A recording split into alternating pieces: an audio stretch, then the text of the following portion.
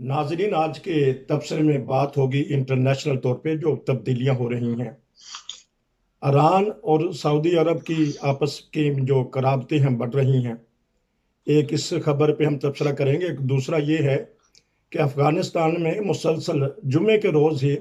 खुदकश हमला हो जाता है और होता भी अमाम बारगाह में, जहाँ हमारे शिया भाई बहुत सारे लोग लकमाए अजल बन जाते हैं, शहीद हो जाते हैं और जिसकी तादाद सैकड़ों में पहुंच जाती है। इस तरह पाकिस्तान के हालात और बैन अवी हालात के ऊपर हम आज बात करेंगे। हमारे साथ है अरफान खान साहब जर्मनी से। जी अस्सलाम वालेकुम। जी वालेकुम सलाम। सर, ये बताइएगा, ईरान और जो सऊदी अरब है आपस में चपकलिश थी, हूसी कबाइल हमले भी कर रहे हैं, तो आपस में अब क्या इनके ताल्लुकात नजर आते हैं? चले इन ताल्लुकात की तरफ तो हम अभी आते हैं। इससे पहले जो कल बरतानिया में मेंबर पार्लियामेंट को एक 25 साल नौजवान ने चाकू मारकर हलाक कर दिया है, उस पे 9 ब्रदर्स टीवी को यकीनन एक ताज़ियती कुछ ना कुछ कहना चाहिए। ठीक। और डेविड एमएस जो है वो एक चर्च के अंदर अपनी मामूल की इबादत के लिए लोगों से मिल रहे थे जी। और वहां पर एक 25 साल नौजवान ने जो मुसलमान है उसने उनसे चाकू से हमला किया और जिससे वो वही मौके पर ही हलाक हो गए। वो एम्बुलेंस सर्विसेज और हेलीकॉप्टर वगैरह मुहैया हो गया था, लेकिन यह कि वो जख्मों की ताब न ला के वहीं पे मौके पे बेचारे हलाक हो गए। वो 1983 से मेंबर पार्लियामेंट आ रहे थे, कंजर्वेटिव जमात के मेंबर थे और खुद भी रोमन कैथोलिक जो है अकीदे से उनका ताल्लुक था और शादीशुदा थे। 4 बेटियां हैं, 1 बेटा है और 2015 में उनको मलका बरतानिया ने सर का खिताब दिया था। सर का खिताब मिला था। बहरहाल जो एक अफसोसनाक सानेहा कह लें। और इसमें सबसे बड़ी अफसोस की बात हमारे लिए ये भी है, मुसलमानों के लिए, तमाम मुसलमानों के लिए, कि भाई उन पर हम हमला करने वाला जो है वो एक मुसलमान है जिसके बारे में कहा जा रहा है कि वो इंतहा पसंद तहरीक से किसी से जुड़ा हुआ है। अभी तक जो पुलिस है उसने कहा कि इसके साथ अभी हम किसी और पार्टी को या किसी ग्रोह को नहीं पहचान सके। अभी तक तो हमें ये अकेले की ये हरकत नजर आती है, लेकिन अब हमने ये केस जो है वो आम पुलिस से हट के इंतहा पसंद दहशतगर्दी वाली पुलिस को दे दिया, तो फिर सारी कहानी जो है ये सामने आएगी। और इस किस्म के वाकयात जो हैं ये बरतानिया में मुसलमानों की बहुत बड़ी तादाद मौजूद है और हमें एहतियात करनी चाहिए मुसलमानों को और इस किस्म के इक़दाम से गुरेज करना चाहिए। और पिछले साल भी के आखिर पर भी लंदन ब्रिज के मुकाम पर शहरियों पर चाकू हमला किया था। वो भी 28 साल उस्मान खान जो था मुसलमान था, उसकी पैदाइश भी लंदन में थी और बरतानिया का शहरी था और वो पाकिस्तान गया है और वहाँ कुछ अर्सा गुजार के आया और यहाँ हरकत कर दी। इसी तरह बर्मिंघम में भी चाकू से हमला किया गया था पिछले दिनों, उसमें भी 1 आदमी हलाक और 7 अफराद जो है जख्मी। इस किस्म के जितने भी वाकयात हैं वो कंडेम किए जाते हैं, कंडेम करना चाहिए और मुसलमानों को जो बरतानिया की हुकूमत ने जो सहूलियात दी हुई हैं अपने अपने मजहब पर अमल करने के लिए, हमें उन्हीं तक महदूद रहना चाहिए और इंतहा पसंदाना सोच जो है उससे गुरेज करना चाहिए। आपका बहुत शुक्रिया कि आपने इस तरफ तवज्जो दिलाई। हम इसी पे थोड़ा सा मौजू कर लेते हैं। खान साहब, देखने में आया कि इस दहाई में, ये 10-15 साल में, और बेशुमार वह लोगों को कत्ल किया गया, मारा गया, शहीद किया गया और चाकू से ही कर लिया जाता। कि आया लंदन में या इंग्लैंड में इतने तेज धार चाकू मिलते हैं कि इंसान की जान ले ले। चाकू तो बड़ा बड़ा तेज मिलता है। वो इंडोनेशियन चाकू जो दिखाया जाता है वो तलवार की तरफ से चाकू है जो बंदे को एक बार में बंदे को मार देता है। लेकिन बहरहाल अभी एक नया रुझान है जो चाकू से वार का। पहले तो बम फाड़ने जा रहे थे और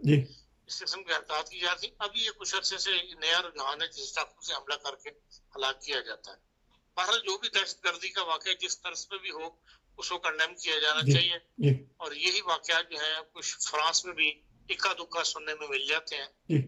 और इससे मुसलमान जो यूरोप में रह रहे हैं उनके लिए बहुत मजीद मुश्किलात पैदा होगी। एक तरफ तो यूरोप वो है वेलकम कर रहा है जो हमारे मुसलमान ممالک متاثر ہو رہے ہیں جنگ کے حالات سے، افغانستان ہو چاہے شام ہو، ان سب کو وہ سارے بھی مل کر یورپ کی طرف ہی دیکھتے ہیں، کوئی امیر مسلمان ملکوں کی طرف نہیں دیکھتا، سب یہی آنا چاہتے ہیں، اور پھر یہاں کے لوگ ان کو سہولتیں بھی دیں، اور پھر ہمارا رد عمل یہ ہو، یا ہمارے میں سے چند کا ایک رد عمل ایسا ہو کہ ہم ان کے ممبران پارلیمنٹس کو یا ان کے شہریوں کو چاقوؤں سے ہلاک کریں، تو یہ کوئی اچھا تاثر نہیں ہے اور اچھی بات نہیں ہے، اس سے باہر گریز کرنا چاہیے۔ تو نام بھی پھر وہ مذہب کا لیتے ہیں، وقت تو بہادری دکھاتے ہیں، ہوتا وہ نفسیاتی مریض ہے یا ہو سکتا ہے اس کی برین واش ہوئی بھی ہو، لیکن افسوس کی بات ہے کہ یورپی یونین تو یہ بڑا قریبی سے اس واقعہ کو لے گی۔ ہاں جی، ہر واقعے کو خود سیریسلی لیتے ہیں، اور اس کے لیے یہ ہے کہ بھئی اس کا ایفیکٹ جو ہے پھر سوسائٹی پہ پڑتا ہے، اور مسلمانوں کو جو ہے وہ مساجد وغیرہ کے اندر پہلے وغیرہ شروع ہو جاتے ہیں، یا زیادہ چیکنگ وغیرہ شروع ہو جاتی ہے، مطلب ایک آزادی چھن جاتی ہے پھر اس سے، ان حرکتوں سے۔ تو اس میں ایک اور میں سوال کر لوں کہ یہ اپنے اچھا توجہ دلائیے کہ اس طرح تو پھر جو انتہا پسند ہیں دوسروں میں بھی، غیر مسلموں میں بھی، تو وہ بھی پھر جس طرح نیوزی لینڈ کا واقعہ ہوا یا ناروے میں بھی ہوا یا کسی اور جگہ بھی ہوا، تو یہ تو واقعات بڑھتے رہیں گے اگر ابھی سے اس کا سدباب نہ کیا گیا۔ ظاہر ہے جب سوسائٹی میں کسی نہ کسی رد عمل تو ہوتا ہے کسی نہ کسی کے اوپر، پھر وہ اٹھ کھڑا ہوتا ہے اور وہ اس کا جواب کے اندر حملہ کرتا ہے مسلمانوں کے اوپر یا شہری کے اوپر، تو ان چیزوں کا سدباب ہونا چاہیے، اور جہاں تک ہمارے مذہبی جماعتیں ہیں یا مذہبی تنظیمیں ہیں یا مذہبی سینٹر ہیں، ان کے اندر جو ہے اسلام کی جو رواداری کی تعلیم ہے اس کی طرف زیادہ توجہ دینی چاہیے، بجائے اس کے انتہا پسند پیدا کیے جائے۔ تو ایک طرف تو یہاں جرمنی حکومت یہ سہولیات دے رہی ہے کہ آپ لاؤڈ سپیکر کے ذریعے مساجد میں اذان دے سکتے ہیں، اور یہ پاکستانی اخبارات نے بھی دیا ہے، تو دوسری طرف یہ ہمارا رویہ یہ ہو رہا ہے ان کے خلاف۔ ہاں، جرمنی نے سب جگہ تو نہیں دیا، صرف کولن کے اندر جو ہے وہ اجازت ملی ہے جمعے کی اذان کی، لیکن یہ اسی طرح ہوتا ہے، آہستہ آہستہ اور جگہ بھی کھلنی شروع ہو جائے گی، جب ایک سٹیپ اٹھا لیا جائے تو پھر مزید اس سے آگے دروازے کھل جاتے ہیں۔ بہرحال یہ بہت بڑا ان کا اقدام ہے، میں سمجھتا ہوں وہ جو کولن میں مسجد بنی ہے جس کے اندر حکومت نے بہت سارے پیسے دیے ہیں، آدھے سے زیادہ پیسے تو اس کے اوپر حکومت نے ہی دیے ہیں، اور تمام مذاہب کے لوگوں سے انہوں نے وہاں پر اجازت دی ہوئی ہے کہ وہاں کے نماز پڑھ سکتے ہیں، کسی خاص فرقے کی وہ مسجد نہیں ہے کولن کی، تو ایک قسم کا کلچر سینٹر بھی ہے، تو وہاں پہ حکومت نے اجازت دی ہے کہ ٹھیک ہے آپ وہاں جمعے کی اذان دے لیں۔ کیونکہ آج ہی جرمن اخبارات نے دیا کہ جو نمازی بڑا خوش ہو رہے ہیں کہ ہمیں اللہ کے نام پر بلایا جاتا ہے تو ہمیں خوشی ہوتی ہے، لیکن دوسری طرف آپ بتا رہے ہیں کہ اللہ کے نام پر قتل کیا جا رہا ہے۔ بہرحال افسوس کا مقام ہے، کیونکہ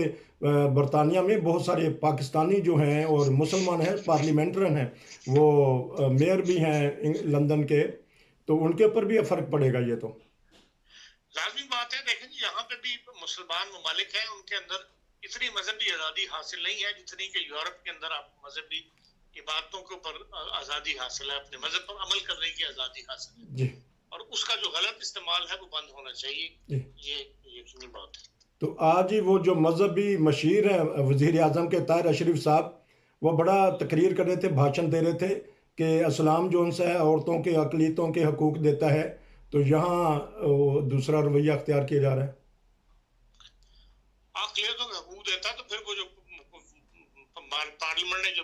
پرسوں قائمہ کمیٹی نے جو مذہبی قانون تھا، مذہبی متعلق جو قانون بنا تھا کہ 18 سال تک سے پہلے کوئی مذہب چینج تبدیل نہیں کر سکتا، تو اس کو انہوں نے ختم کر دیا، اس کو منظور نہیں کیا۔ اب ہندو کمیونٹی کا یہ بہت بڑا ایک مطالبہ تھا کہ ہماری تمام بچیاں جو ہے جو 18 سال سے کم عمر کی ہیں وہی جا کے اسلام قبول کر رہی ہیں، چھوٹی چھوٹی بچیاں، اور ہر ایک جو اسلام قبول کرتی ہے چند دن بعد اس کی شادی ہو جاتی ہے، تو ایسی پابندی لگائی جائے کہ 18 سال تک، جس طرح پوری دنیا میں ہے کہ 18 سال تک ماں باپ کی اجازت کے بغیر بچہ کوئی قدم نہیں اٹھا سکتا، کہ جو بھی بچے سے متعلق معاملات ہیں ان کا فیصلہ جو ہے ماں باپ کے اختیار میں ہوتا ہے۔ یہی ان کا مطالبہ تھا، لیکن ان مولویوں نے نہیں پاس ہونے دیا پاکستان کے، تو قائمہ کمیٹی نے اس کو ختم کر دیا، اس قانون کو